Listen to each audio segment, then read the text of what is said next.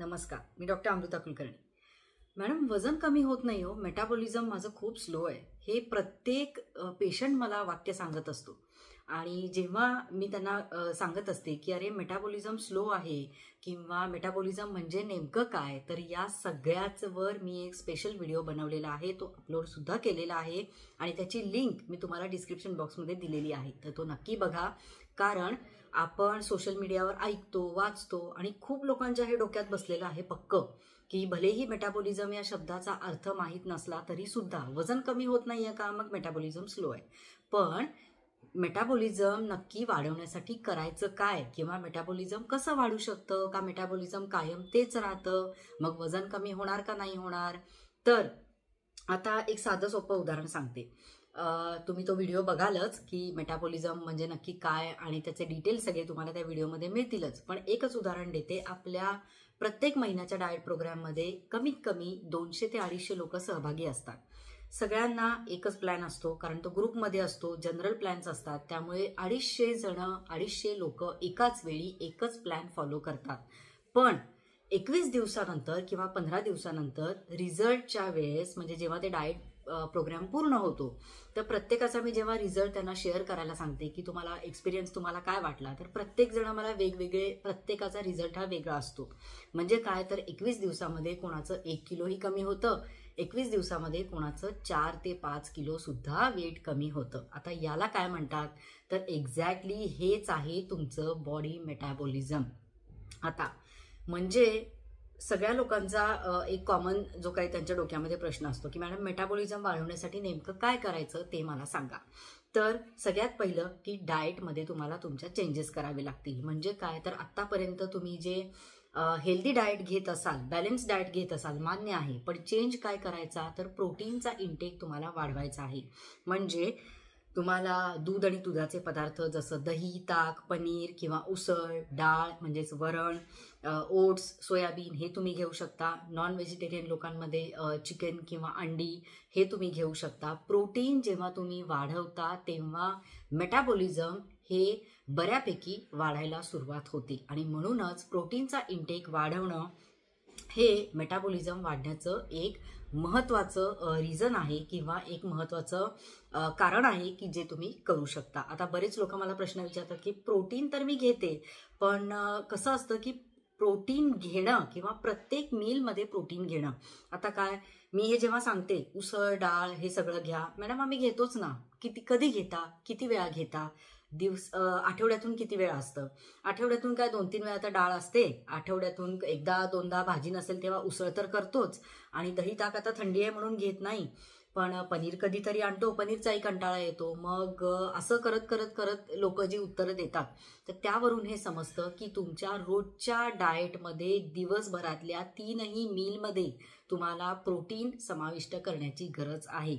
म्हणजेच नाश्ता, दुपारचं जेवण आणि रात्रीचं जेवण, या 3ही मीलमध्ये तुम्हाला प्रोटीन असणं गरजेचं आहे. आणि हे 3 मील कसे असावेत यावर सुद्धा मी डिटेल व्हिडिओ बनवलेला आहे. अर्थात हे सगळं बघण्यासाठी तुम्हाला पटकन चॅनल सबस्क्राईब करावं लागणार आहे.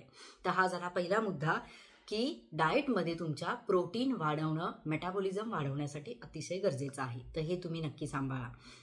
दुसरं, पाणी भरपूर प्यायचं आहे. जेव्हा तुमची बॉडी डिहायड्रेट होते तेव्हा मेटाबॉलिझम स्लो व्हायला लागतं. आता आपल्या हे सगळे आपण शाळेमध्ये शिकलेलो आहेत की आपलं मनुष्य शरीर हे 70% पाण्याने व्यापलेलं आहे किंवा यामध्ये 70% पाणी आहे. तर ही जेव्हा बॉडी डिहायड्रेट व्हायला सुरुवात होते, आपण पाणी कमी पितो. युज्युअली उन्हाळ्यामध्ये पाणी प्यायलं जातं आठवणीने, कारण तहानच लागते. पण थंडीमध्ये किंवा पावसाळ्यामध्ये आपण पाणी प्यायलाच विसरतो, कारण तहान लागतच नाही. आणि मग बरेच लोकांचा इथेच गोंधळ होतो किंवा इथेच चुकतं की ते लोक पाणी प्यायला विसरतात. पण पाणी भरपूर पिणं हे मेटाबॉलिझम वाढण्यासाठी अतिशय महत्त्वाचं आहे. त्यामुळे सीझन कोणताही असो, तुम्हाला जर मेटाबॉलिझम वाढवायचं असेल, तुमचं वेट खूप स्लोली कमी होत असेल किंवा तुम्ही सगळं करून वेट कमी होत नाहीये, तर तुमच्या वॉटर इंटेकवर लक्ष द्या.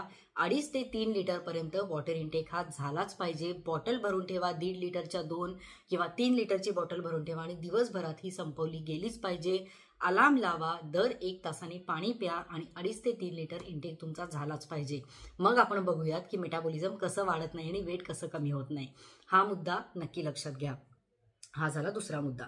तिसरा मुद्दा, वजन कमी करण्याचा अतिशय म्हणजे एक सोपा मार्ग तुम्ही म्हणाल तर तो म्हणजे बॅलन्स डाएट करणं. म्हणजे काय तर काही लोक काय करतात, डाएटच्या नावाखाली खूप भलतंसलतंच काहीतरी करतात. एकदम कमी खायचं, ड्रास्टिक चेंजेस डाएटमध्ये, खूप कॅलरी इंटेक कमी करायचा किंवा नो कार्ब, लो कार्ब आणि हे ते असं करत करत करत इतक्या एन नंबर ऑफ डाएट्स आहेत की जे अनहेल्दी आहेत आणि तुम्ही हेल्दी डाएट अजिबात फॉलो करत नाही आहात, खूप कमी खात आहात आणि तुमचा इंटेक खूप कमी झालेला आहे, तर तुमचं मेटाबॉलिझम अजून स्लो होणार आहे.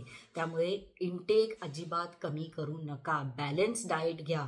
जेवण बंद करायचं नाहीये किंवा जेवण कमी करायचं नाहीये, तर तुम्हाला जेवण हे व्यवस्थित घ्यायचंय हे लक्षात ठेवा. तुम्ही किती खाता यापेक्षा तुम्ही काय खाता याला जास्त महत्व आहे. त्यामुळे तुम्ही कुठलाही ड्रास्टिक डाएट तुमच्या चेंजेस करू नका. तुम्ही आतापर्यंत जे करत आला आहात स्टेप बाय स्टेप त्यामध्ये तुम्ही इम्प्रूव्हमेंट करा आणि मगच तुमचं मेटाबॉलिझम हे वाढायला मदत होईल. लक्षात घ्या, कमी खाणं म्हणजे वजन कमी करणं नाही, उलट कमी खाणं म्हणजे मेटाबॉलिझम अजून कमी करण्यासारखं आहे.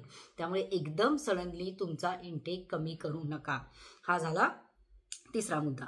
चौथा मुद्दा, ओके, आता एक तिसऱ्या मुद्द्यामध्ये मी अजून एक सांगायला विसरले की काय खायचं, किती खायचं आणि केव्हा खायचं हे मेटाबॉलिझम वाढण्याच्या दृष्टीने अतिशय महत्त्वाचं आहे. त्यामुळे ह्या 3 गोष्टी नक्की लक्षात ठेवा, काय, किती आणि केव्हा. तर आता चौथा मुद्दा, अर्थातच एक्सरसाइज. तुम्ही एक्सरसाइज, तुमचं जर मेटाबॉलिझम खूप स्लो आहे, तुम्ही डाएट करताय, सगळं करताय, पण तुमचा वेट कमी होत नाहीये, याचा अर्थ काय की मेटाबॉलिझम स्लो असण्याची भरपूर कारणं आहेत. मी तुम्हाला ऑलरेडी सांगितलंय की मी यावर एक डिटेल व्हिडिओ बनवलेला आहे. मेटाबॉलिझम म्हणजे नक्की काय, मेटाबॉलिझम कमी असण्याची कारणं कोणती, कोणते पदार्थ खायचे हे मी सगळं दिलेलं आहे. तर तो नक्की व्हिडिओ बघा. मी डिस्क्रिप्शन बॉक्समध्ये त्या व्हिडिओची लिंक सुद्धा दिलेली आहे. तर एक्सरसाइज म्हणजे काय करू शकता मेटाबॉलिझम वाढवण्यासाठी, फास्ट वॉकिंग करा, ब्रिस्क वॉक करा, हाय इंटेन्सिटी ट्रेनिंग घ्या किंवा झुंबा करा, जिम करा, सायकलिंग करा. यापैकी कोणतेही एक्सरसाइज तुम्हाला जे कन्व्हिनियंट आहेत तुम्ही करू शकता. पण नुसताच योगा करते किंवा नुसतेच फ्लोअर एक्सरसाइज करते असं नाही, तर हे सगळं केलं पाहिजे की ज्यामुळे बॉडी तुमचं मेटाबॉलिझम हे वाढायला मदत होईल आणि जास्तीत जास्त कॅलरीज या बर्न व्हायला सुरुवात होईल.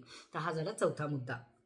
आठवड्यातून 5 दिवस तरी तुम्ही हे वर्कआउट किंवा ट्रेनिंग किंवा एक्सरसाइज हे केलेच पाहिजे. आता पाचवा मुद्दा काय तर 7 ते 8 तासाची पुरेशी झोप. मी बऱ्याच व्हिडिओमध्ये सांगत असते की झोपेचा आणि आपल्या वजनाचा, शरीराचा खूप घनिष्ठ संबंध आहे. आता खूप लोकांना हे पटतच नाही की अरे झोपेचा आणि याचं काय देणं घेणं आहे. मी 4 तास झोपलो तरी मी फ्रेश असते, मी 3 तास झोपले तरी मी फ्रेश असते, मी रात्री उशिरापर्यंत काम करतो, मग कसं करायचं, मग सकाळी लवकर, ती सगळी सायकल डिस्टर्ब होऊन जाते. बेसिकली रात्रीची 7 ते 8 तासाची शांत आणि व्यवस्थित झोप ही मेटाबॉलिझम वाढवण्यासाठी अतिशय गरजेची आहे. कारण या शांत झोपेच्या दरम्यान इन्सुलिन लेवल्स कमी होतात आणि त्याचा परिणाम हा मेटाबॉलिझम वाढवण्यासाठी होतो. त्यामुळे आपण झोपेत सुद्धा मेटाबॉलिझम वाढवू शकतो हे नक्की लक्षात घ्या.